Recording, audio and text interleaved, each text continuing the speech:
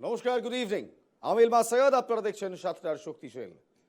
এনআইএর প্রধান অর্থাৎ এনআইএ যার দপ্তরে পড়ে তিনি অমিত শাহ, স্বরাষ্ট্র মন্ত্রকের আন্ডারে পড়ে এনআইএ। সেই অমিত শাহ আজ রাজ্যে এসে বলে গেলেন, এনআইএর ওপর হামলা হোক কিংবা এনআইএর তদন্তে বাধা দেওয়ার ঘটনা হোক, সবটার জন্য দায়ী রাজ্যের মুখ্যমন্ত্রী মমতা বন্দ্যোপাধ্যায়। উনি যারা অভিযুক্ত তাদের আড়াল করছেন, এই বক্তব্য আজ অমিত শাহ।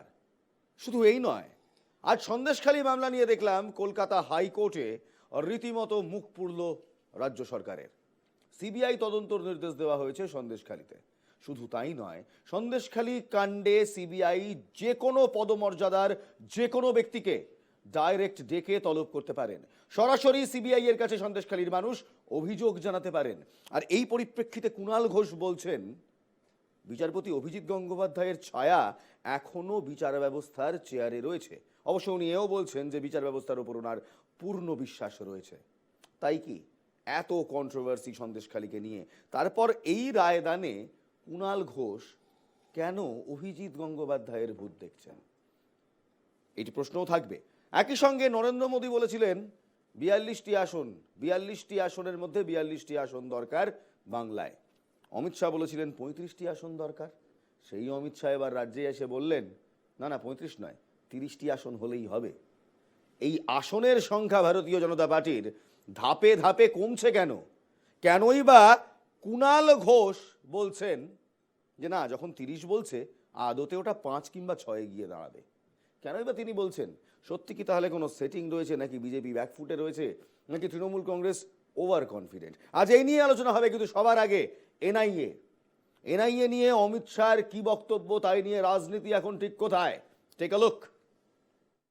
समय आ गया है ये टीएमसी के कटमनी वालों को जब जगह दिखाने का।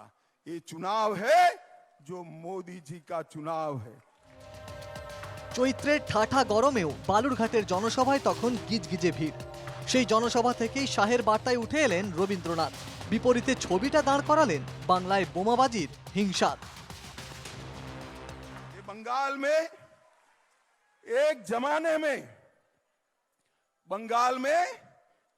जमाने में रविंद्र संगीत गूंजा करता था। अब बंगाल में बम धमाकों की गूंज गूंजाई देती है। ममता दीदी, शर्म करो। आप बम ब्लास्ट के आरोपियों को बचाना चाहती हो। आप चिंता मत करिए बंगाल वालों, हाई कोर्ट ने एनआईए को जांच दी है, सबको उल्टा लटका कर सीधा कर दिया जाएगा, आप चिंता मत करिए। বোমাবাজি সন্ত্রাসের অভিযোগ তুলেই এনআইএ নিয়ে সুর চড়ালেন অমিত শাহ। বিজেপির বিরুদ্ধে বারবার এজেন্সি রাজনীতির অভিযোগ তুলছে তৃণমূল। যে এনআইএর বিরুদ্ধে সুর চড়িয়ে দিল্লিতে ধর্ণা দিয়েছে তৃণমূল, সেই এনআইএর দায়িত্বে রয়েছেন খোদ অমিত শাহ। বুধবার সেই এনআইএর হয়েই সোচ্চার হলেন শাহ। তৃণমূল সরকার দুষ্কৃতীদের বাঁচানোর চেষ্টা করছে, তোপ শাহের। बम ब्लास्ट हुआ था 22 में भूपति नगर में, 3 लोग मारे गए। मुझे बताओ भाई, बम ब्लास्ट करने वालों को मजबूती से जेल की सलाखों के पीछे डालना चाहिए या नहीं डालना चाहिए? जरा जोर से बताओ, डालना चाहिए या नहीं डालना चाहिए? इसकी जांच हाई कोर्ट ने एनआईए को दी और ममता दीदी एनआईए पर केस रजिस्टर कर बम ब्लास्ट करने वालों को बचाना चाहती है। অমিত শাহের হাতে দল নেই, কেবল এজেন্সি রয়েছে। অমিত শাহই সমস্ত গ্রেপ্তারের নেপথ্য নায়ক। বিজেপি এবং এনআইএর গোপন আঁতাত। পাল্টা অভিযোগ তুলে সরব কুণাল। অমিত শাহজির দল নেই, ময়দানে নেই, মানুষের মনে নেই, মানুষের হৃদয়ে নেই, ভোটে নেই। অমিত শাহের এজেন্সিগুলো আছে। আগে অমিত শাহকে কৈফিয়ত দিতে হবে যে এনআইএর অফিসার সুপার তার বাড়িতে বিজেপির নেতারা গেছে কেন, কি ব্যবস্থা, কি তদন্ত হয়েছে। সিবিআই, ইডি, এনআইএ কে মরিয়া হয়ে ভোটের আগে বিজেপির ক্যাডার হিসেবে কাজ করানো হচ্ছে। অমিত শাহের উচিত প্রথমেই এনআইএ এবং বিজেপি, এই যে ষড়যন্ত্রটা হয়ে আছে, বিজেপি দিল্লি থেকে ইনস্ট্রাকশন দিচ্ছে যে লোকাল বিজেপি যে নাম দেবে তাদের অ্যারেস্ট করা হোক। এটাই তো অমিত শাহ করছেন। এই যে ষড়যন্ত্র, এর পেছনে নেপথ্য নায়ক হচ্ছেন অমিত শাহজি। ভোট ওয়েভে ভূপতিনগর এখন হটকেক। সোমবারের পর ফের বুধবার রাজভবনে যাচ্ছেন অভিষেক বন্দ্যোপাধ্যায়। দিল্লিতে লাগাতার ধর্ণা দিয়েছে তৃণমূলের প্রতিনিধিরা। লোকসভার আগে এজেন্সি রাজনীতির অভিযোগে জোটবদ্ধ বিরোধীরা। দিল্লির মুখ্যমন্ত্রীর গ্রেপ্তারি থেকে বাংলায় একের পর এক নেতাকে এজেন্সির সমন। বিজেপি বলছে দুর্নীতির বিরুদ্ধে লড়াই, বিরোধীরা বলছে ভোট আবহে বিরোধী শূন্য সরকার গঠনের চেষ্টা চালাচ্ছে পদ্ম শিবির। Bureau report, NKTV Bangla.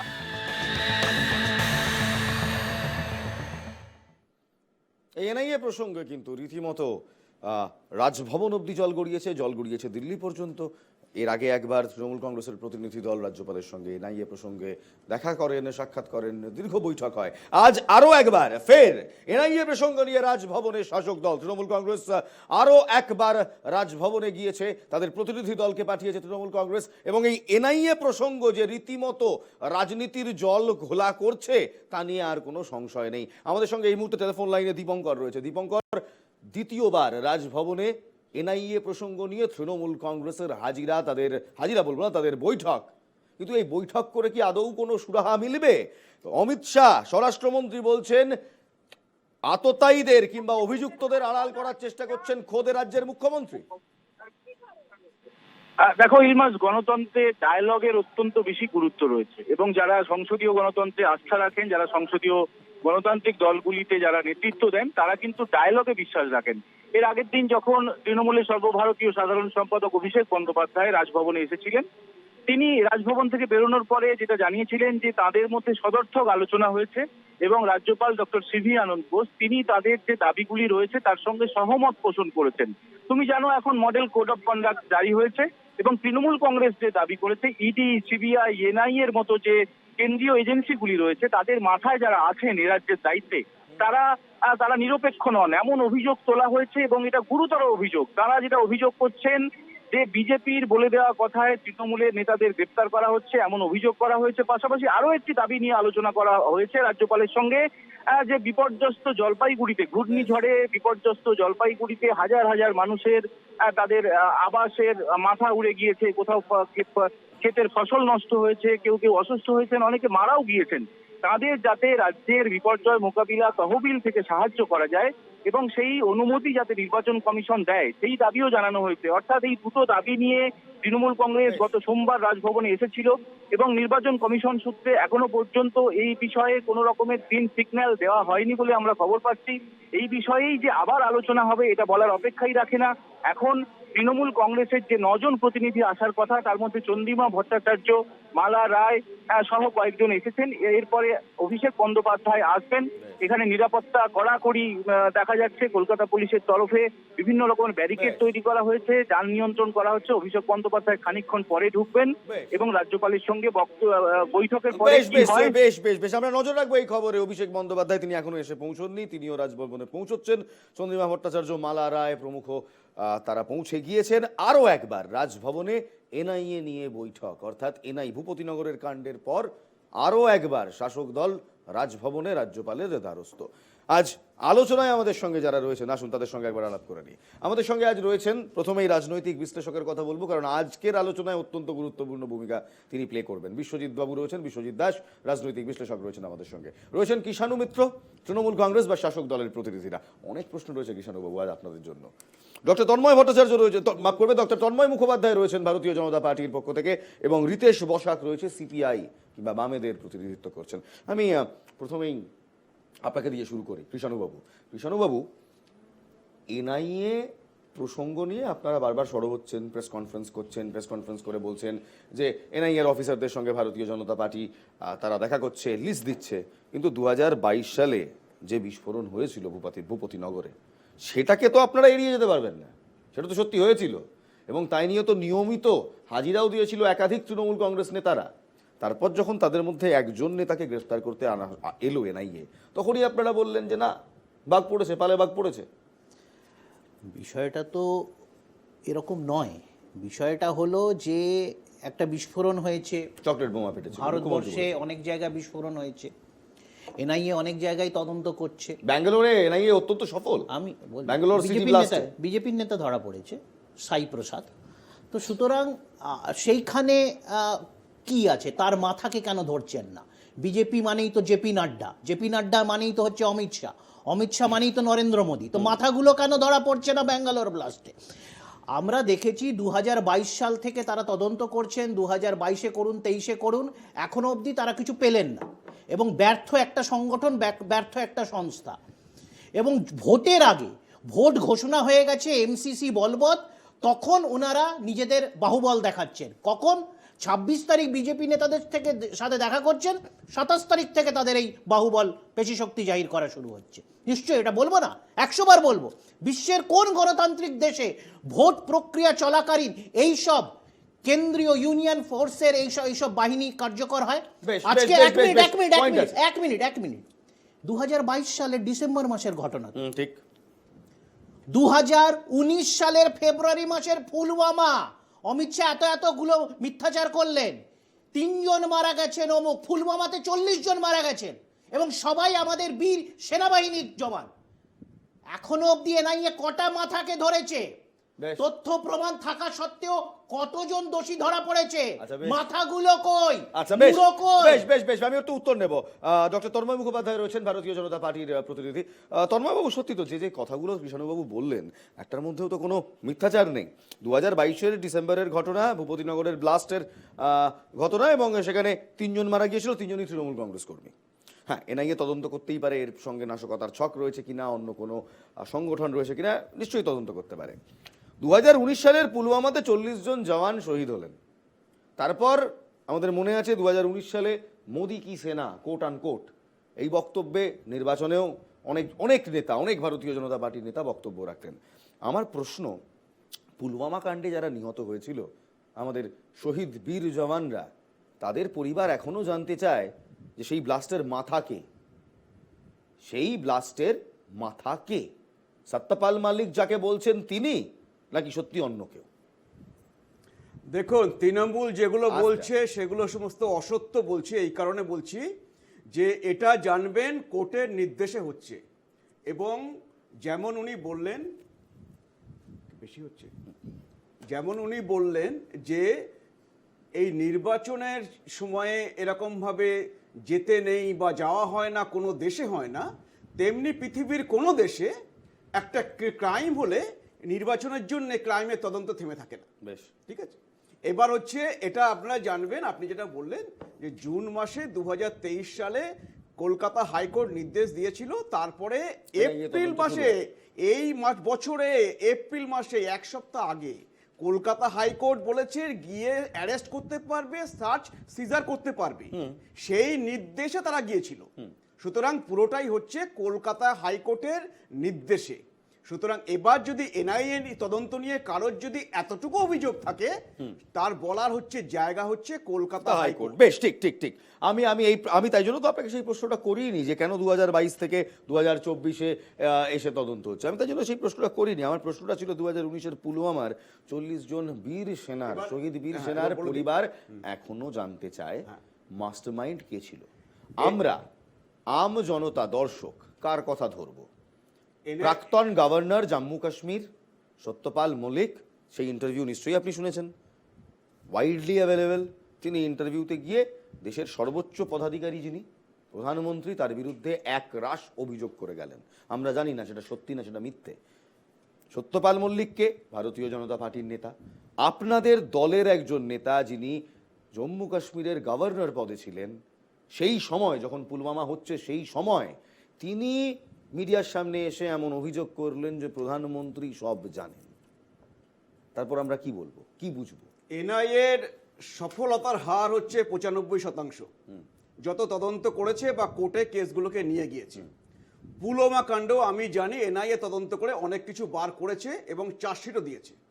সুতরাং এবার যদি কোর্টের দায়িত্ব সেইগুলোকে দেখে বিচার করা, এবং সেটা কোনটা ঠিক কোনটা ভুল সেগুলো কোর্ট বিচার করবে এবং কোর্ট তার নির্দেশ দেবে। বেশ, থ্যাংক ইউ তন্ময় মুখোপাধ্যায় আজকে সত্যি একটা অন্যতম বড় কাজ করলেন। উনি আজ একেবারে ধূলিসাৎ করে দিলেন সত্যপাল মল্লিকের প্রতিটা ক্লেম। রিতেশ বাবু, তার মানে সত্যপাল মল্লিক সেদিন যে কথা বলেছিলেন মিডিয়ার সামনে এসে সব কটা মিথ্যে? না, সেটা তো তন্ময়বাবু দায়িত্ব নেবে, আমরা তো দায়িত্ব নিতে পারি না। আমরা যে আমাদের কাছে যেটা প্রশ্ন, যে জওয়ানরা মারা গেল তারা তো আরডিএক্স এর বিস্ফোরণে মারা গেছে। অত আরডিএক্স কি করে আসে? কোন বর্ডার পেরিয়ে অতগুলো আরডিএক্স হলো? বিএসএফ এর যে ছবি দেখছি অভিষেক বন্দ্যোপাধ্যায় এই এনআইএ প্রসঙ্গ নিয়ে দ্বিতীয়বার বৈঠকের জন্য রাজভবনে ঢুকছেন। অভিষেক বন্দ্যোপাধ্যায় রাজ্যপালের সঙ্গে সাক্ষাতে দ্বিতীয়বার এই এনআইএ প্রসঙ্গ নিয়ে সেই ছবি সরাসরি দেখছেন। ভূপতিনগরে এনআইএর ওপর হামলায় অমিত শাহ কড়া বার্তা দিয়ে গেছে রাজ্যে এসে। তিনি সরাসরি বলেছেন মুখ্যমন্ত্রী মমতা বন্দ্যোপাধ্যায় তিনি অভিযুক্তদের আড়াল করার চেষ্টা করছেন। আর এই মুহূর্তে যে ছবি দেখছেন, এই যে দেখুন, অরূপ বিশ্বাস ঢুকছেন, অভিষেক বন্দ্যোপাধ্যায় ঢুকলেন, তৃণমূলের একাধিক নেতা রয়েছেন, কুণাল ঘোষ তিনি এই মুহূর্তে ঢুকলেন রাজভবনে রাজ্যপালের সঙ্গে দ্বিতীয় সাক্ষাৎ। ফিরে আসবো, আলোচনায় ফিরে আসবো। এই মুহূর্তে ভূপতিনগর কাণ্ডে এনআইএ কে রক্ষা কবচ দিয়েছে হাইকোর্ট, যে খবর আমরা জানছি। কিন্তু রিতেশবাবু, আপনি ঠিক যেমন বলছিলেন, সত্যপাল মল্লিক মিথ্যে কথা বলেছে, আজ কোথাও বকলমে সেটাই স্বীকার করে নিলেন তন্ময় মুখোপাধ্যায়। সরাসরি বললেন যা বলেছে মিথ্যে কথা বলেছে, এনআইএ তদন্ত করছে, এনআইএ এর কাছে সব ডিটেলস আছে। না, আমার যেটা প্রশ্ন হচ্ছে যে অমিত শাহ যিনি এখানে এসে এতগুলো কথা বললেন, পুলওয়ামাতে কি করে অত আরডিএক্স ঢুকলো বর্ডার পেরিয়ে? প্রশ্নটা তো সেইখানে। আর জওয়ান যাদের দেশকে সুরক্ষা করার দায়িত্ব, তাদের সুরক্ষার অবস্থা এই যে অতগুলো আরডিএক্স এর বিস্ফোরণে মারা গেল, সেই আরডিএক্স গুলো এলো কি করে কে জানে। এবার দুই হচ্ছে পার্লামেন্ট হাউস, নতুন পার্লামেন্ট হাউস, এত সুরক্ষা, 5 বলয় 6 বলয় 7 বলয় সুরক্ষা, স্মোক বম ওখানে ফাটালো কি করে? মানে আমার হচ্ছে যে ওখানে তো ভাগ্য ভালো যে স্মোক বম পাঠিয়েছে, যদি গ্যাস বম পাঠাতো কি হতো? অতগুলো সাংসদের সলিল সমাধি হতো। বলবার জন্য অমিত শাহের কত মিনিট? 10 মিনিট, তাও কি বিরোধী শূন্য সংসদে বসে সবাইকে বার করে দিয়ে উনি 10 মিনিট শুধু এই সংসদের স্মোক বম নিয়ে বক্তব্য রাখলেন কেন? আরো বলো, শাহবানু কেসে গুজরাটে মালা দিয়ে একজন ধর্ষণকারীদের, বিলকিস বানু কেসে গুজরাটে মালা দিয়ে অপরাধীদেরকে বার করার পরে সুপ্রিম কোর্ট যখন বলল ফার্দার এদেরকে ইমিডিয়েট অ্যারেস্ট করো, খুঁজে পাওয়া যাচ্ছে না। অমিত শাহকে খুঁজে পাওয়া যাচ্ছে না, তাদেরও খুঁজে পাওয়া যাচ্ছে না। অদ্ভুত সব ব্যাপার। আমার কথা হচ্ছে হাতরাস উন্নয়ন নিয়ে তো করি অমিত শাহ তো একটাও কথা বলছে না, মণিপুর নিয়ে তো একবারও কথা বলছে না। তাহলে শুধুমাত্র ভূপতিনগরের যে ঘটনা ঘটেছে অত্যন্ত মারাত্মক, অত্যন্ত বিপজ্জনক। এমনকি শুধু তাই নয়, শাসক দলের 2 নেতা 40 ফুট দূরে ছিটকে গিয়ে মারা গেছে, বডি 40 ফুট দূরে। এত বিস্ফোরক আসে কোত্থেকে? মাটির তলা থেকে তো অত বিস্ফোরক আসে। বিশ্বজিৎ দাস রাজনৈতিক বিশ্লেষক। বিশ্বজিৎ বাবু, তাহলে মোটার উপর এই দাঁড়ালো ভূপতিনগরে বিস্ফোরণ ঘটেছিল, তা নিয়ে কোনো সংশয় নেই। সেই বিস্ফোরণ খগড়াগড় দেখেছি আমরা এই রাজ্যে, সেই বিস্ফোরণের খগড়াগড়ে জেএমবি মডিউল ছিল। আমরা জানি না ভূপতিনগরে কোনো জেএমবি মডিউল কিংবা কোনো জামাত মডিউল কেউ আছে কিনা, আমরা জানি না কোনো নাশকতার ছক রয়েছে কিনা। আমরা চাই এনআইএ তদন্ত করে সেই নাশকতার ছক বার করুক যদি থাকে। কিন্তু আমরা একই সঙ্গে জানতে চাই পুলওয়ামাতে কার ছক ছিল, এবং মানে পুলওয়ামাতে অত আরডিএক্স এলো কোথা থেকে। পুলওয়ামা নিয়ে কিন্তু একটা লাইনও আমরা এখনো পর্যন্ত বিবৃতি এনআইএর থেকেও পাইনি, না কোনো রকম ইন্টেলিজেন্স সোর্সে পেয়েছি, না গভর্নমেন্ট আমাদের দিয়েছে। আমরা শুধু জানি 40 জন শহীদ হয়েছিল, তা নিয়ে একটা সিনেমাও হয়ে গেল, ফাইটার সিনেমাতে একেবারে সেই পুরো অংশটা তুলে ধরা হয়েছিল। আমার প্রশ্ন, আজ তৃণমূল কংগ্রেসের প্রতিনিধি কিংবা সিপিআইএম এর প্রতিনিধি যে পয়েন্ট তুললেন, ভ্যালিড পয়েন্ট তো না? এখানে রাজনীতিটা বাদ দিয়ে বাকিটা আলোচনা হচ্ছে। এই রাজনীতিটা এবার তুমি যদি ভালো করে লক্ষ্য করে দেখো, 2024-এ নির্বাচন ঘোষণার পর থেকে তৃণমূল কংগ্রেস কোন রাজনীতিতে এবারের লোকসভা নির্বাচন লড়বে সেটা তারা ঠিক করে ফেলে। কারণ আমরা 21-এ দেখেছি বহিরাগত ইস্যু ছিল এবং বাংলার মেয়েকে চায়। একের পর এক কেন্দ্রীয় নেতারা যখন এখানে এসেছেন, এটা তো আমাদের সবার জানা যে কেন্দ্রীয় নেতারা এসে লোকাল যে নেতারা আছেন, সেই অঞ্চলের যে নেতারা আছেন, তাদের কাছ থেকে ব্রিফ নেয় কি নিয়ে বলা হবে। এই মুহূর্তে পশ্চিমবঙ্গে যেভাবে শাসক দল কেন্দ্রীয় এজেন্সির অপব্যবহার এবং অতি সক্রিয়তার বিরুদ্ধে সোচ্চার হয়েছে, আজকে পশ্চিমবঙ্গের যে কোনো প্রান্তে যদি ভারতীয় জনতা পার্টির হয়ে ক্যাম্পেইন করতে আসে কোনো কেন্দ্রীয় নেতৃত্ব, তাদের সরাসরি আক্রমণ করা ছাড়া অন্য কোনো পথ নেই। অপব্যবহারের কথাটা ব্যবহার কেন করলেন? অপব্যবহার করলাম এটা দেখলে বোঝা যাবে ভারতবর্ষে যতগুলো লোকসভা নির্বাচন হয়েছে সেই 1951 সাল থেকে নির্বাচন ঘোষণা হওয়ার পর থেকে এই কেন্দ্রীয় এজেন্সির অতি সক্রিয়তা কিন্তু দেখা যায়নি। আমি সক্রিয়তা বলছি না, অতি সক্রিয়তা বলছি। তার কারণ নির্বাচন, আমরা বারবার বলছি, নির্বাচন কমিশন বলছে অবাধ এবং শান্তিপূর্ণ নির্বাচনের কথা, কিন্তু এটা আমরা ভুলে যাচ্ছি যে অবাধ এবং শান্তিপূর্ণ নির্বাচন কি নির্বাচনের দিন থেকে শুরু হয়? তার আগে যারা ভোটার রয়েছেন সেই ভোটারদের মানসিকভাবে গণতান্ত্রিক পরিবেশ তৈরি রাখার ক্ষেত্রে কোথাও হয়েছে যে সিটিং মুখ্যমন্ত্রী যিনি আছেন, সিএম, তাদেরকে অ্যারেস্ট করা হচ্ছে, অর্থাৎ গণতন্ত্রের পরিবেশ নষ্ট হচ্ছে। হ্যাঁ, যে 2 বছর 3 বছরে যে মামলার কোনো ফয়সালা করা গেল না, গ্রেপ্তার করা গেল না, আর 2 মাস পরে করা গেলে কি গণতন্ত্রের ক্ষতি হতো, এমন কি অসুবিধা হতো, সেইটা বলতে হবে। সেখানে তন্ময়বাবু একটা প্রশ্ন না করলেই নয়। আমরা দেখলাম প্রায় 150 জন সাংসদের কাছাকাছি বিরোধী সাংসদদের সাসপেন্ড করা হলো করবেন লোকসভা থেকে। এই চিত্র আমরা আমাদের ভারতের সংসদ ভবনে দেখেছি, আপনিও দেখেছেন, আমিও দেখেছি, সবাই দেখেছি আমরা। একই সঙ্গে আমরা দেখলাম সিটিং সিএম অরবিন্দ কেজরিওয়াল, তাকে গ্রেফতার করা হলো। তিনি কিন্তু এখনো কনভিক্টেড নন, তার বিরুদ্ধে অভিযোগ রয়েছে, তাকে গ্রেফতার করা হলো। আবার কি দেখলাম, ঝাড়খণ্ডের সিএম, তিনি পদত্যাগ করলেন, তাকেও গ্রেফতার করা হলো। আবার ওই যে কনভিক্টেড, এখনো হয়নি কেউ, সব অভিযুক্ত, অর্থাৎ তাদের বিরুদ্ধে অভিযোগ রয়েছে, এখনো কিন্তু কোর্ট তাদের প্রোনাউন্স করেনি যে দে আর কনভিক্টেড, দে আর গিলটি।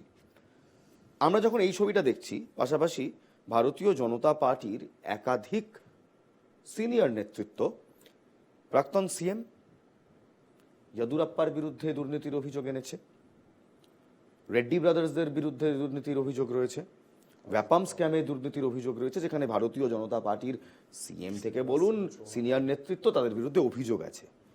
বিজেপির কারো বিরুদ্ধে অভিযোগ থাকলে সেখানে কোনো সক্রিয়তা নেই। বিরোধীদের বেলায় সক্রিয়তা কোথায়? তারা একদম শ্রীগড়ে পৌঁছে যাচ্ছেন, সিটিং সিএম শ্রীগড়ে পৌঁছে যাচ্ছেন। কুছ তো ডাল মে কুছ কালা হ্যায়, তাই তো?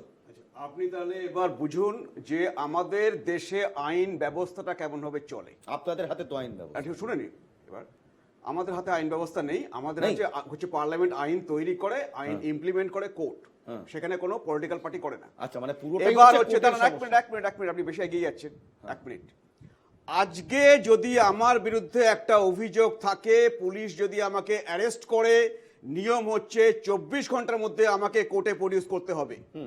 তারপরে 1 ঘন্টার জন্য আমি যদি পুলিশ কাস্টডিতে থাকি, সেটা কোর্টের নির্দেশে থাকি, একদিনে যদি থাকি কোর্টের নির্দেশে থাকি। ঠিক এই ক্ষেত্রে দেখবেন যে এই অরবিন্দ কেজরিওয়াল বা হচ্ছে হেমন্ত সোরেন, এদের কিন্তু কোর্ট বেল দিচ্ছে না। আজকে ক্যালকাটা হাইকোর্ট বলেছে, কালকে ক্যালকাটা নয়, দিল্লি হাইকোর্ট বলেছে যে অরবিন্দ কেজরিওয়ালের বিরুদ্ধে যা প্রাইমা ফেসাই, যা দেখে মনে হচ্ছে সবকিছু যে যার কনস্পিরেসি রয়েছে, তার ফলে বেল ডিনাই করা হয়েছে। আচ্ছা, আপনি বলুন, আপনি একা বলে গেলে তো হবে না, সঞ্চালক তো প্রশ্ন করবে।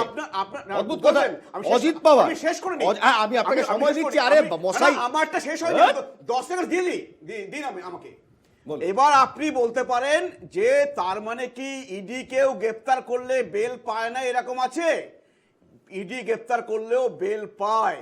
অনিল দেশমুখ, আপনি ডিকে শিবকুমার, এদেরকেও কিন্তু ইডি গ্রেফতার করেছিল এবং কোর্ট থেকে বেল পেয়েছিল।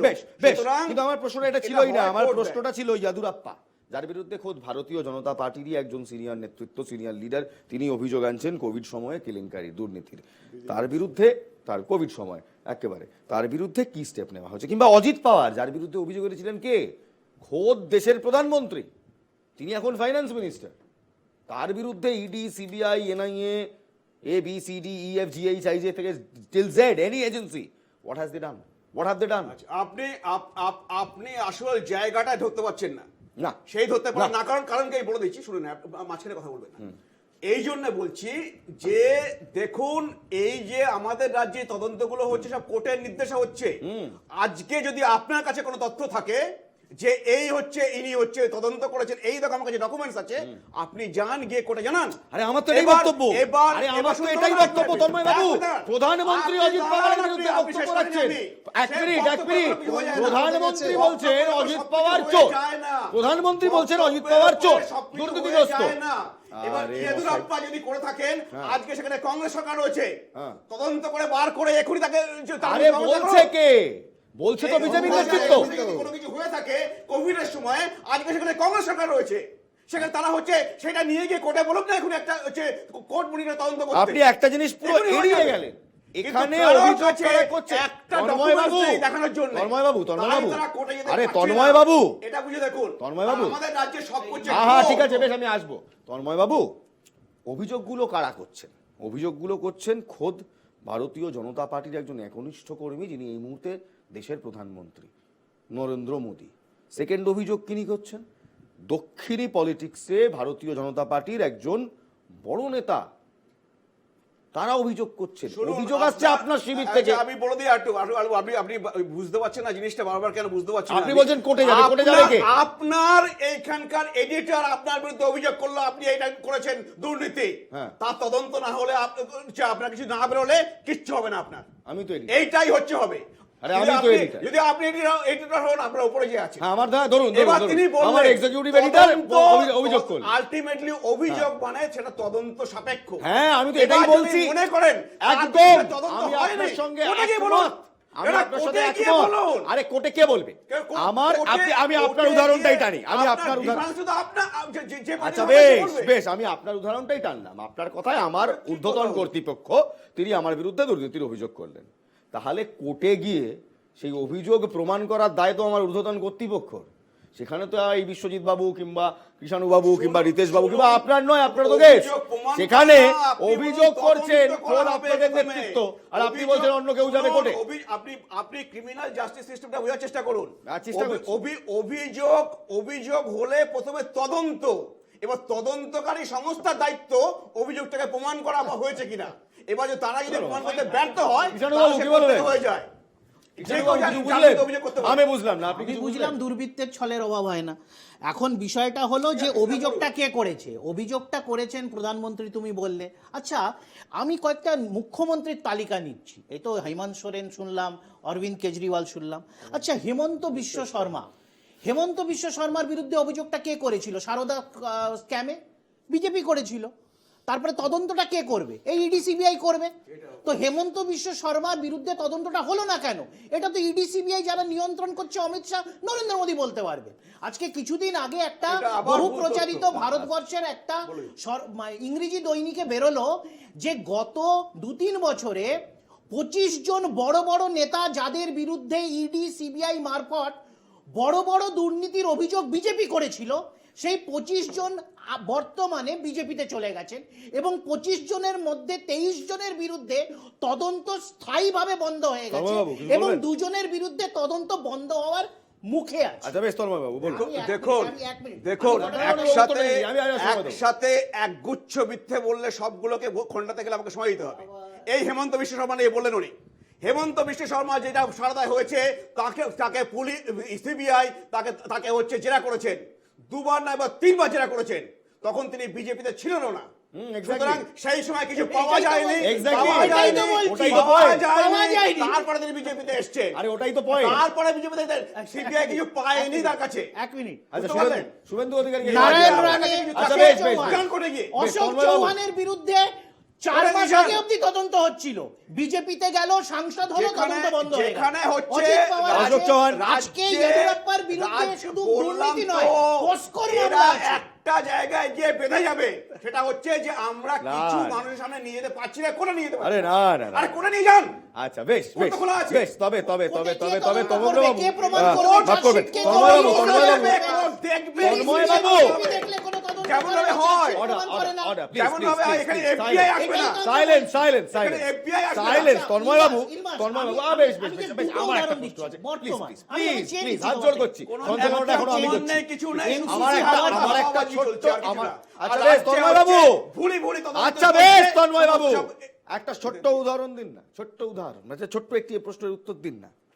প্রধানমন্ত্রী যাকে একদিন আগে বলছেন, কয়েকদিন আগে বলছেন যে দুর্নীতিগ্রস্ত অজিত পাওয়ার, তার বিরুদ্ধে কি হলো? আরে অজিত পাওয়ারের বিরুদ্ধে, অজিত পাওয়ার প্রথম কথা বিজেপির কেউ নন, এখন কোথায় বলে শুনে নেই, অজিত পাওয়ার বিজেপির কেউ নন। জোট সঙ্গী ঠিক আছে, মিথ্যাচার করছে, এবার ডাহা তিনি- মিথ্যে তিনি কথা বলে যদি বিজেপির লোকগুলো কেন? সরকারকে বিজেপি support একসাথে দিয়েছে, সরকার চালাচ্ছে, support দিয়েছে, উপমুখ্যমন্ত্রী, তার বিরুদ্ধে অর্থমন্ত্রী। একটি কেসও চলে যায়নি। এবার তাতে যদি বন্ধ করে রাজনৈতিক দিয়েছে তিনি সবকটা অভিযুক্ত কেস। থাকেন, তার ব্যবস্থা হবে। আমি শুনুন, হবে। আমি প্রধানমন্ত্রী নরেন্দ্র মোদীর ভক্ত। আমি ওনার একটা লাইন অত্যন্ত কাছ থেকে নিই, মন থেকে নিই, তা হলো চোর ধরো জেলে ভরো, যেটা বাংলায় হচ্ছে। সাপোর্ট করি, যারা দুর্নীতিগ্রস্ত তাদের সবাইকে ধরা হয়। কিন্তু আমার বক্তব্য হচ্ছে শুধু বাংলায় কেন, বা দেশটা কি দোষ করলো, মহারাষ্ট্রে নয় কেন? আরে বিজেপি এমপিদের নয় কেন? প্রচুর নেতা জেলে রয়েছে, সেটা হচ্ছে ইডি সিবিআই ধরেছে। আমি যদি এখন নাম বলতে আরম্ভ করি বড় লিস্ট হয়ে যাবে। নাম বলতে দেবেন? তাহলে আমি দেখে নিই একটুখানি, দাঁড়ান আমি লিস্টটা বলে দিচ্ছি। কতক্ষণ উনি লিস্টটা দেখছেন, আমরা একটা ছোট্ট বিরতি নেব, বিরতির পর লিস্টটা বলে ফিরছি, দিচ্ছি, দাঁড়ান। সঙ্গে থাকুন।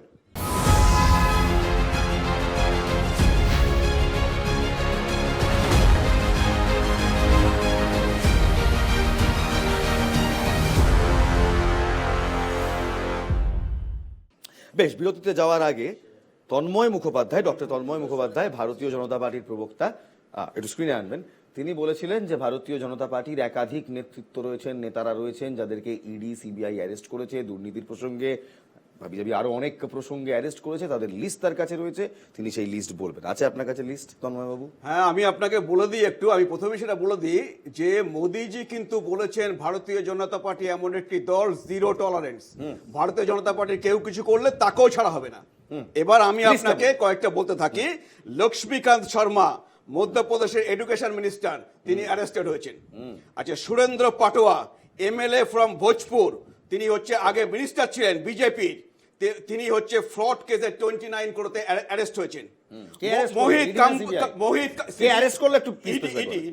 মোহিত Kamboj, Mumbai BJP general secretary, bank of India cheating কেসে 67 করোড়ে তিনি অ্যারেস্ট হয়েছেন। আচ্ছা, PVS Sharma, vice president BJP Surat, তার বাড়িতে আইটি রেড হয়েছে। দুষ্যন্ত সিং, বিজেপি এমপি, সানা বসুন্ধরা রাজে, ফরেন এক্সচেঞ্জ ভায়োলেশনে তাকে রেড করা হয়েছে। সেই সমস্ত সব দেশে কোন বিজেপি নেতা হলে তাকে ছাড়া হচ্ছে না। তাহলে আপনি মানলেন? Zero tolerance.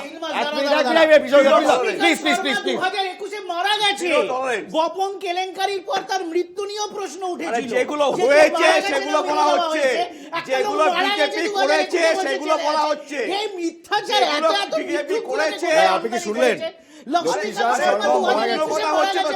তিনি ব্যাপমের সময় তাকে কিছুই হয়নি, এখন তাকে মারার বিরুদ্ধে মেরে দিয়েছে। তার কারণ হচ্ছে সে নামগুলো বলে দিত। কোথায়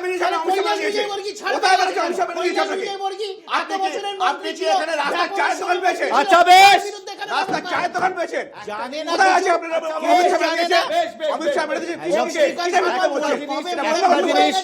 একটা জিনিস, বেশ বেশ বেশ, তন্ময় বাবু, বকলমে হলেও আপনি একটা জিনিস মানলেন, এতদিন ধরে ন্যারেটিভ ছিল ভারতীয় জনতা পার্টি একমাত্র সৎ দল, বাকি সব দল দুর্নীতিগ্রস্ত। অ্যাটলিস্ট আপনি বকলমে মেনে নিলেন যে ভারতীয় জনতা পার্টিতেও দুর্নীতিগ্রস্ত নেতারা রয়েছেন এবং তাদের জন্য zero tolerance policy BJP use করে। আর এই জিরো টলারেন্স পলিসির কথাই আবার তৃণমূল কংগ্রেসের মমতা বন্দ্যোপাধ্যায়ও বলেন।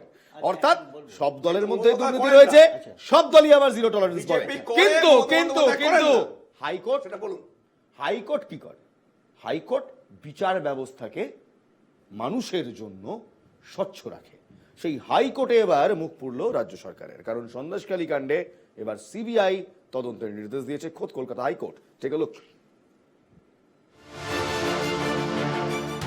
আগুন ঝরেছে সন্দেশখালীতে, গ্রেপ্তার হয়েছে শেখ শাহজাহান থেকে শুরু করে শিবু উত্তমরা। জমি দখলের লড়াইতে হিংসা দেখেছে উত্তর 24 পরগনার এই ছোট্ট দ্বীপাঞ্চল। বুধবার সন্দেশখালী মামলায় বড় সিদ্ধান্ত নিল কলকাতা হাইকোর্ট। বুধবারের শুনানিতে প্রধান বিচারপতি টি.এস. শিবজ্ঞানম ও বিচারপতি হিরণময় ভট্টাচার্যের বেঞ্চের পর্যবেক্ষণ। আদালতের কোনো সন্দেহ নেই, সন্দেশখালী কাণ্ডে স্বাধীন তদন্তকারী সংস্থার প্রয়োজন। সন্দেশখালীতে একাধিক স্পর্শকাতর এলাকা রয়েছে। স্পর্শকাতর এলাকাগুলিতে বিভিন্ন অপরাধমূলক ঘটনা ঘটছে। সেই এলাকাগুলিতে বিশেষ নজরদারি প্রয়োজন। সিবিআই এই মামলায় ইতিমধ্যে যুক্ত, তাই সিবিআইয়েরই তদন্ত করা উচিত। রাজ্য সব রকমভাবে তদন্তকারী সংস্থাকে সহযোগিতা করবে। এরপরই প্রধান বিচারপতির বেঞ্চের নির্দেশ, সন্দেশখালী মামলার তদন্ত করবে সিবিআই। জনস্বার্থ ও শতপ্রণোদিত মামলা, দুই ক্ষেত্রেই সিট গঠন করতে পারে সিবিআই। প্রয়োজনে রাজ্য পুলিশের সাহায্য নিতে পারে কেন্দ্রীয় তদন্তকারী সংস্থা। জেলা শাসক থেকে জেলা পুলিশ সুপার বা যে কোনো ব্যক্তিকেই তলব করতে পারে সিবিআই। তদন্তে সাহায্য করতে হবে রাজ্যকে। সিবিআই অভিযোগকারীদের জন্য একটি বিশেষ পোর্টাল খুলবে। সিবিআই এর চালু করা ইমেল আইডির মাধ্যমে অভিযোগ জানাতে হবে। সন্দেশখালী এলাকায় ওই ইমেল আইডির প্রচার করতে হবে উত্তর 24 পরগনার জেলা শাসককে। স্থানীয় ভাষায় সর্বাধিক প্রচারিত দৈনিক কাগজেও ওই বিষয়ে মানুষকে অবহিত করতে হবে। সন্দেশখালীর স্পর্শকাতর এলাকাগুলিতে আলো সহ সিসি ক্যামেরা বসাতে হবে। এর আগে সন্দেশখালী ইস্যুতে রাজ্যকে কড়া ভৎসনা করেছিল কলকাতা হাইকোর্ট। সন্দেশখালীতে উঠে আসা একটি অভিযোগও সত্যি প্রমাণিত হলে তা লজ্জার বলেছিলেন হাইকোর্টের প্রধান বিচারপতি টি.এস. শিবজ্ঞানম। আদালতের নিয়ম মেনেই সন্দেশখালীতে গিয়ে ক্যাম্প করে অভিযোগ শুনেছিলেন জনস্বার্থ মামলাকারী আইনজীবী প্রিয়াঙ্কা টিব্রেওয়াল। আমরা যখন কমপ্লেন্টস গুলো নিয়ে এসেছিলাম সন্দেশখালী থেকে, সেখানে আমরা কিন্তু প্রমাণ করতে পেরেছি যে কি ধরনের ওখানে ঘটনা ঘটেছে। যদি একটুও ডাউট হতো তাহলে কোর্ট একটা ইনকোয়ারি বসাতো, কিন্তু সোজাসুজি মামলাটাকে হ্যান্ডওভার করেছে সিবিআই কে। তার মানে সেই দিন আমি যে কোর্টের সামনে বলেছি যে এই ঘটনাগুলো ঘটেছে, ওটাতে কিন্তু কোর্টের বিশ্বাস রইল। আদালতের নির্দেশ নিয়ে কি বলছেন সন্দেশখালীর মহিলারা? সিবিআই আসলে আমরা সমস্যার কথা সব বলবো, ওনাদের কাছে সবকিছু বলবো। এখনো পর্যন্ত মুখ্যমন্ত্রী বলছে সব মিথ্যে, হ্যান ত্যান এইসব বলছে। আবার এখান থেকে লোকজন তুলে নিয়ে যাচ্ছে, পয়সা কড়ি দিচ্ছে, যে একরকম ছিল আর একরকম হয়ে যাচ্ছে গ্রামে। মমতার পুলিশ কাজ করে না, যখন কেন্দ্র থেকে যদি সিবিআই তদন্ত করা হয় আমরা অত্যন্ত খুশি। তো সত্যি শুনে খুব ভালো লাগছে, কারণ এতদিন পরে মনে হচ্ছে যে আমরা নতুন করে বাঁচতে শিখেছি বা বাঁচতে শিখবো। তো সেক্ষেত্রে সিবিআই তদন্ত হবে, ওনাদেরকে ধন্যবাদ জানাচ্ছি, খুব খুশি হয়েছি। রেশন দুর্নীতির তদন্তে নেমে শেখ শাহজাহানের হদিশ পায় ইডি। সেখানে ইডির উপর হামলার ঘটনা থেকে শুরু, তারপর জমি দখল থেকে শুরু করে ধর্ষণের অভিযোগ। সংবাদ মাধ্যমের ফ্রন্ট পেজের ধারাবাহিক অংশ হয়ে ওঠে সন্দেশখালী। বুধবার আদালতের নির্দেশে নতুন করে শুরু রাজনীতি। Bureau report, NKTV Bangla.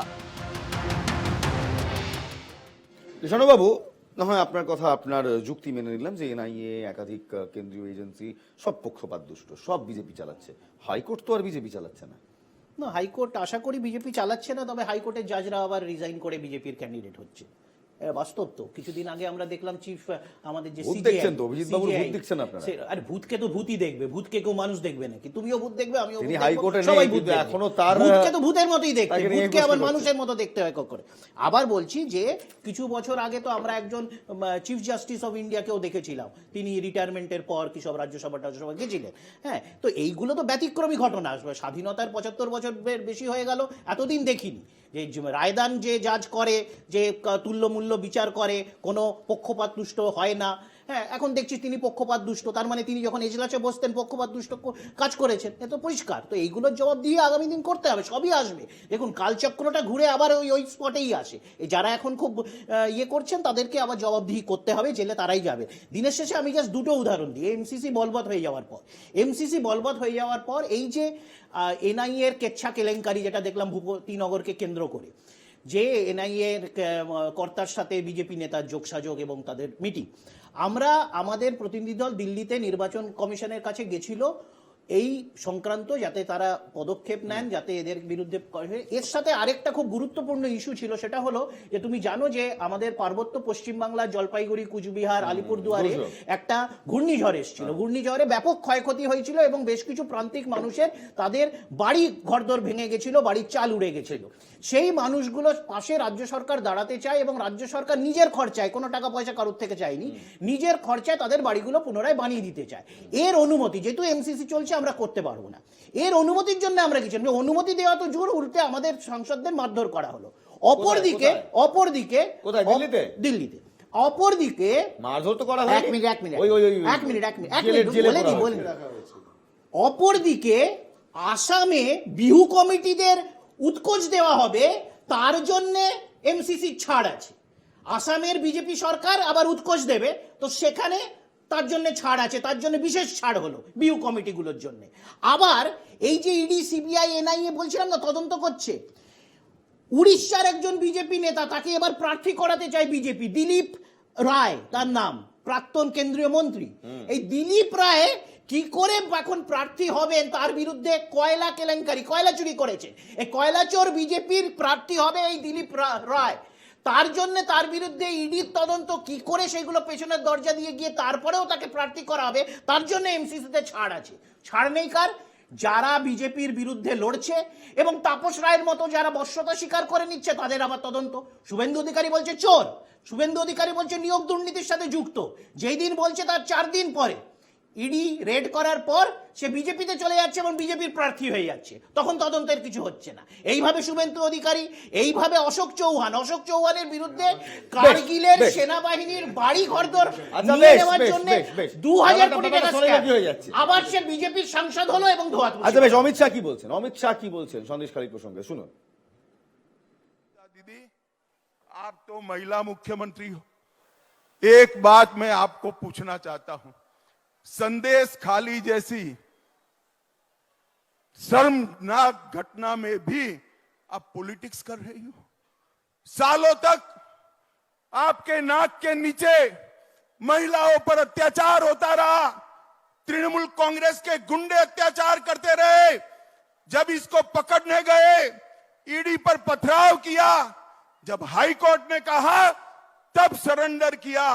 मैं आज ममता दीदी को पूछना चाहता हूं, कुछ तुष्टीकरण कर वोट लेने के लिए संदेश खाली के गुनहगारों को लिए आप बचा रही हो, मगर पूरे बंगाल की माताएं बहनें ये देख रही है, जान गई है कि आप संदेश खाली के गुनहगारों के साथ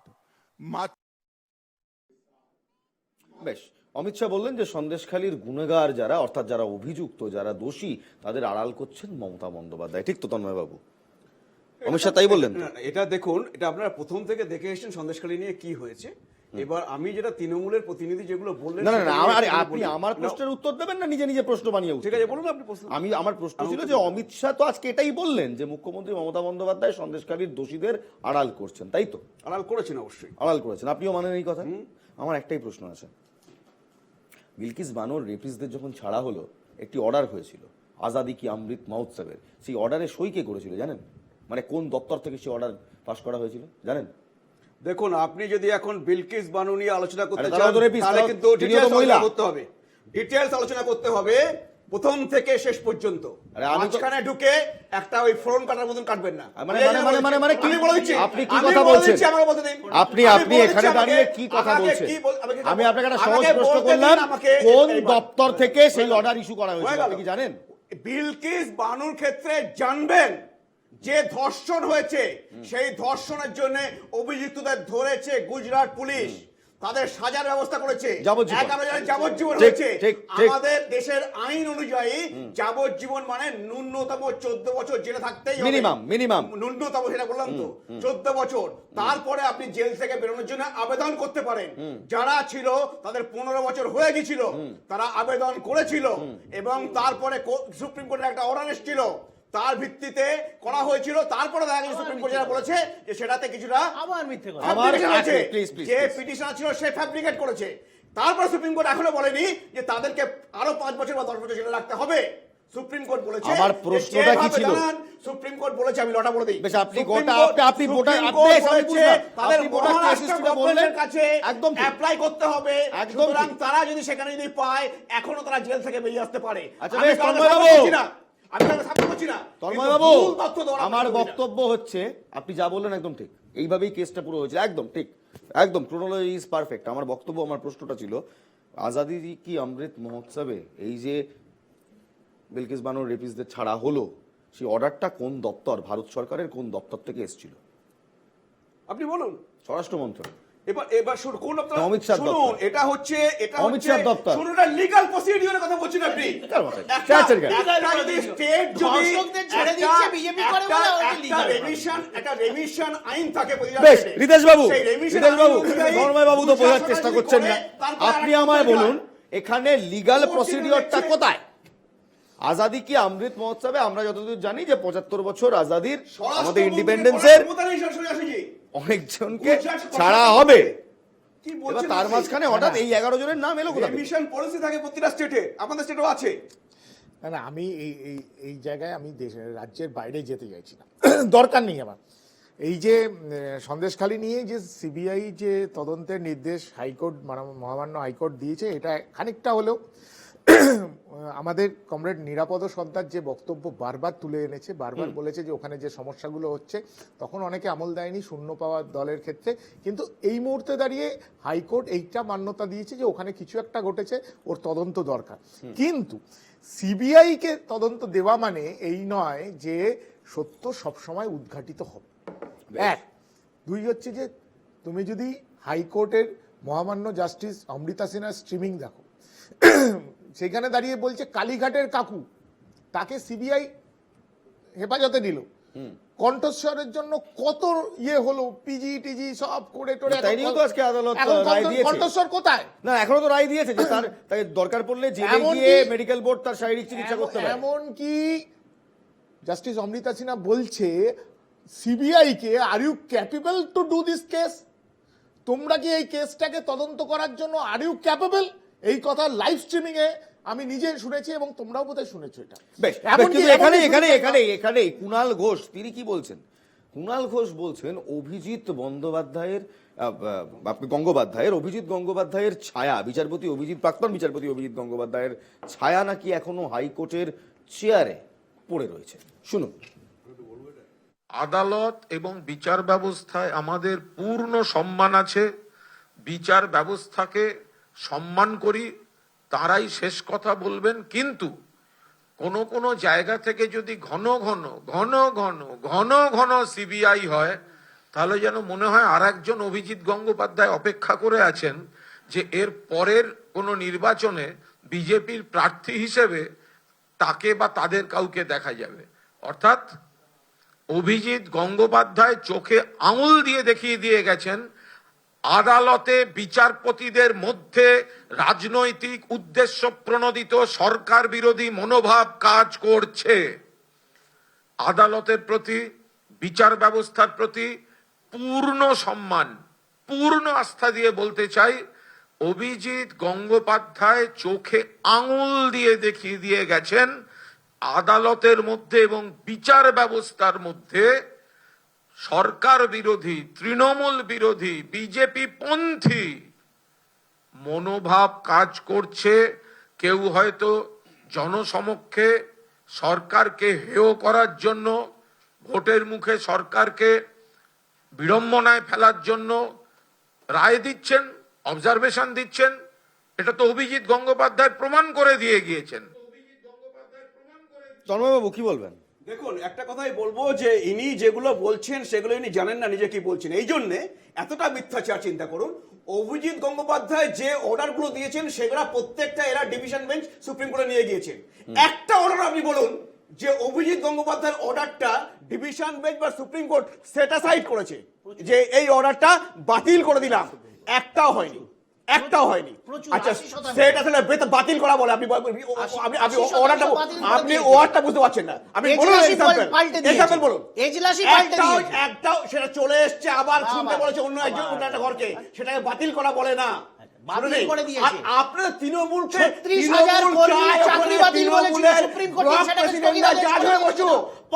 কারণ তারা দেখুন রাজ্য সরকার চাকরি বাতিল করেছিল, সুপ্রিম কোর্ট সেটাকে নাকচ করে দিয়েছে। এরা কোন জায়গার প্রতি বিশ্বাস আছে এদের? এরা চায় তৃণমূলের ব্লক প্রেসিডেন্টরা কলকাতা হাইকোর্টে গিয়ে বসুক, এরা চায় সুপ্রিম কোর্টে তৃণমূলের নেতারা গিয়ে বসুক।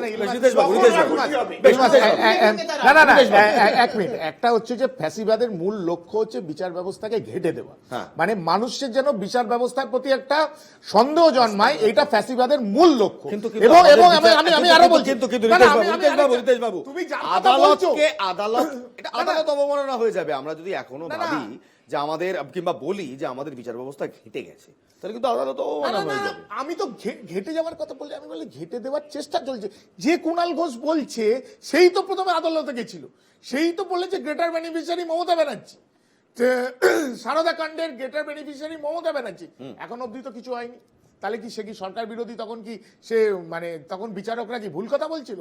দুই হচ্ছে যে জাস্টিস অভিজিৎ গঙ্গোপাধ্যায় কি বলেছেন না বলেছেন, উনি এখন প্রার্থী, উনি এখন প্রাক্তন বিচারপতি, এবং উনি যখন চেয়ারে ছিলেন এরকম বহু কেস আছে, লোয়ার কোর্টে একরকম ভার্ডিক্ট হয়েছে, সেটাকে নিয়ে যখন হায়ার কোর্টে যাওয়া হয়েছে, হায়ার কোর্টে গিয়ে যখন আরো প্রমাণ দাখিল করা হয়েছে, হায়ার কোর্টের ভার্ডিক্ট কিন্তু ওর পরিপন্থী হয়নি, হয়তো ওর বিরোধী হয়েছে। তার মানে লোয়ার কোর্টে যে বিচারপতি যিনি রয়েছেন তিনি কিছু বোঝেন না, তিনি এমনি পক্ষপাত দুষ্ট ইয়ে হচ্ছে। বরং কুণাল ঘোষকে উচিত, রিটায়ার্ড জাস্টিস অভিজিৎ গঙ্গোপাধ্যায় এই মুহূর্তে তমলুক আসনের প্রার্থী, তমলুক আসনের প্রার্থী, ভারতীয় জনতা পার্টির প্রার্থী। ভারতীয় জনতা পার্টি কিন্তু কনফিডেন্ট তারা 42-42টা সিট পাবে। কে বলছেন? এক মিনিট, কে বলছেন? বলছেন খোদ নরেন্দ্র মোদী। দেখুন, इस बार 42 की 42 सीटों पर कमल खिलना चाहिए और देश में अब की बार जरूर होगा। एक बार एनडीए सरकार 400 पार। অর্থাৎ প্রধানমন্ত্রী নরেন্দ্র মোদী বলছেন 42-42টা সিটেই যেন পদ্মফুল খেলে, অর্থাৎ পদ্মফুল যাতে জেতে, তিনি এই আশা রাখলেন। এর আগে এই বক্তব্য রাখা, এটা পুরনো বক্তব্য রাখার কয়েকদিন আগে অমিত শাহ কি বলেছিলেন? অমিত শাহ বলেছিলেন 35 সিট, 35 সিটস। প্রধানমন্ত্রী বললেন 42, 35 সিট। শুনুন। 77 सीटों के साथ हमें 38% वोट दिया। मैं आज बंगाल की जनता को कहने आया हूं, 2024 के चुनाव में बाकी की कसर पूरी कर दीजिए। बंगाल में 35 से ज्यादा सीटें भारतीय जनता पार्टी को देकर मोदी जी को प्रधानमंत्री बनाइए। ক্রোনোলজিটা আমাদেরই একটু উল্টোপাল্টা হয়ে গেল। অ্যাকচুয়ালি প্রথমে অমিত শাহ বলেছিলেন 35+ সিটস, 35 সিটের বেশি। তারপর নরেন্দ্র মোদী এলেন, তিনি বললেন 42-42টা সিটেই যেন পদ্মফুল ফোটে। তারপর আজ আবার অমিত শাহ বাংলায় এলেন। আজকে তিনি কি বললেন শুনুন। मोदी जी को फिर से प्रधानमंत्री बनाना है या नहीं बनाना है? बंगाल में 30 सीटें पार करनी है या नहीं करनी है? 2014 में हम आए थे, बंगाल की जनता ने सिर्फ 2 सीटें दी थी। फिर 19 में आए, आपने 18 सीटें दी।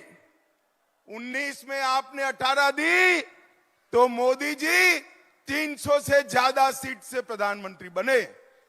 अब 2024 में 18 से बढ़ाकर 30 करनी है और 370 पार करना है। অমিত শাহ প্রথমে বললেন 35+, নরেন্দ্র মোদী এলেন, তিনি বললেন 42+ তো আর বলতে পারবেন না, 42 সিটস, 42। আজকে অমিত শাহ এলেন, বললেন 30+। কনফিডেন্সের অভাব হচ্ছে শেষে বললেন কি? তন্ময়বাবু, দেখুন, কনফিডেন্সের অভাব হচ্ছে, নম্বরটা কমে যাচ্ছে কেন? আপনি খুব ভালো হয়েছে, এটা দর্শকদের 3টেই বাইটি দেখিয়েছে, তাতে হচ্ছে ব্যাখ্যা করতে সুবিধা হয়। আপনি যেটা বললেন, নরেন্দ্র মোদী বলেছেন পশ্চিমবঙ্গের এমন হাল, এমন অবস্থা, 42টা জায়গাতেই কমল খিলনা চাই। তার মানে টার্গেট করছেন 42। না, এক মিনিট হতে দিই। 42-এ হচ্ছে বিজেপি জেতা উচিত, ঠিক আছে? এবার অমিত শাহ বললেন 35-এর বেশি, প্রথম বই পড়েছিলেন, হ্যাঁ বলেছেন। আজকে বললেন 30 পার হয়ে গেলে 30+। তো 30+ মানে সেটা 31-এ হয়, 35-এ হয়, 42-এ হয়। সুতরাং কোনোটাই কিন্তু ভুল হলো না। সুতরাং 30 পার হওয়া মানে তিনি এটাও আপনি বলতে পারবেন না সেটা 31 হবে না বা 35 হবে। বেশ, আমি আপনার ব্যাখ্যাটা নিলাম, মানলাম, কারণ আপনি ব্যাখ্যাটা টেকনিক্যালি একদম ঠিক বলেছেন। টেকনিক্যালি কোনো দ্বন্দ্ব নয়, 30+ মানে কিন্তু 35+ও হতে পারে। কিন্তু আমার বক্তব্য হচ্ছে রাজনৈতিকভাবে 42 সিট লক্ষ্যমাত্রা, তার আগে ছিল 35+ সিট লক্ষ্যমাত্রা, এখন হয়ে গেল 30+ সিট। সংখ্যাটা কমছে। বিশ্বজিৎ বাবু, সংখ্যাটা কমছে কেন? আসলে ওই আগের কথাটা তুমি ভুলে গেছো, ক্রোনোলজি সমঝে। এই ক্রোনোলজিতে 35-এর পরে যে রিপোর্ট হলো লোকাল বা পশ্চিমবঙ্গের বিজেপি যে গ্রাউন্ড লেভেলে 35-এর পর কিন্তু নরেন্দ্র মোদী এসে 42 গ্রাউন্ড লেভেলের দিল, নরেন্দ্র মোদী এসে খালি 42 বললেন না, বললেন সন্দেশখালির ঝড় উঠবে। কিন্তু উনি আবার খবর পেলেন যে ওই ঝড়টা রাজনৈতিক আবহাওয়া দপ্তর থেকে মৃদুমন্দ বাতাসে পরিণত হয়েছে, সেই জন্য এসে 30 বলা হলো। শুধু বলা হলো নয়, আজকে যখন স্বরাষ্ট্রমন্ত্রী অমিত শাহ এসে বলছেন সন্দেশখালির ইস্যুটাকে বাঁচিয়ে রাখতে চাইছেন, কোথায় গতবার যখন নির্বাচনে এসে পশ্চিমবঙ্গে চাকরি দুর্নীতির কথা বলেছিল, এবার পশ্চিমবঙ্গে এসে একবারও তো সেই দুর্নীতির কথা বলেনি, সেই ছেলে মেয়েগুলোর কথা তো বলা হয়নি। তাহলে রাজনীতি ছাড়া কোনো উদ্দেশ্য থাকতে পারে? আর এটা খুব দুঃখের বিষয় ইলমাজ, তুমি বলছিলে তোমার প্রথম এই পরের বার ফিরে আসাতে দেখিয়েছো যে আদালতকে আমরা সবাই এখানে সম্মান করি। আদালত বলছেন স্বাধীন তদন্তকারী সংস্থা প্রয়োজন। আমার এই স্বাধীন শব্দটাতে আপত্তি, আমার এই সাহস জুগিয়েছে আদালত, কারণ আদালতই বলেছে এই স্বাধীন সংস্থাগুলো আসলে খাঁচার তোতা পাখি, আর তাদেরকেই বলা হচ্ছে স্বাধীন সংস্থা। আমি আপনার বক্তব্য নেব। কুণাল ঘোষ এই সিট, এক মিনিট, ওকে, এই সিট প্রসঙ্গে কুণাল ঘোষ কি বলছেন শুনবো। মুখে 200 পার বলেও কেন তার অর্ধেকও হলো না, কেন তার থেকে অনেক কম? তো অমিত শাহের এই যে মুখে বলছেন 30টা পাবো, তাহলে ধরে নিন 5-6টার বেশি দেখতে পাচ্ছে না।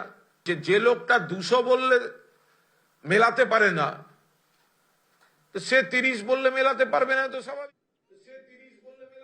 বিজেপির এত খারাপ অবস্থা কৃষ্ণবাবু, 5-6টা সিট পাবে নাকি আপনারা ওভার কনফিডেন্ট?